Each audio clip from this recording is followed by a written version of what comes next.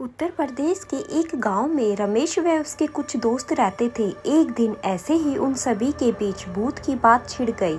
इस दौरान रमेश ने बिना डरे कह दिया कि भूत जैसा कुछ नहीं होता। तभी सभी दोस्तों ने उससे कहा कि ऐसा है तो क्या तुम इस बात को साबित कर सकते हो कि तुम्हें भूत से डर नहीं लगता।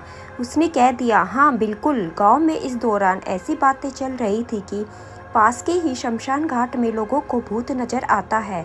तभी एक दोस्त ने कहा कि ठीक है, तो तुम रात को शमशान घाट जाओ और वहां जाकर कील गाड़ कर आ जाना।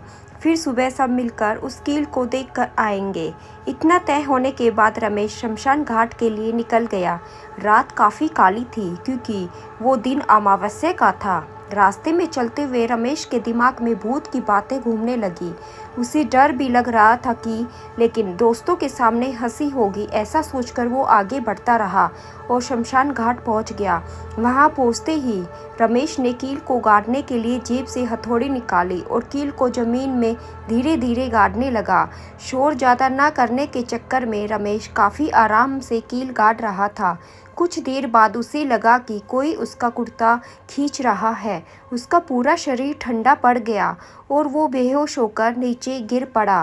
तभी रमेश का पीछा करते हुए शमशान पहुंचे उसके दोस्त ने उसे उठाया और गांव लेकर आ गए। काफ़ी देर तक जब रमेश को होश नहीं आया तो उस पर पानी के छींटे मारे। उतने में ही रमेश को होश आ गया और उसने बताया कि वो कील शमशान में गाड़ चुका था, लेकिन तभी उसको कोई कुर्ता खींचने लगा जिससे वो डर गया। दोस्तों ने रमेश को बताया कि कोई उसका कुर्ता नहीं खींच रहा था। रमेश ने पूछा तो क्या हुआ था।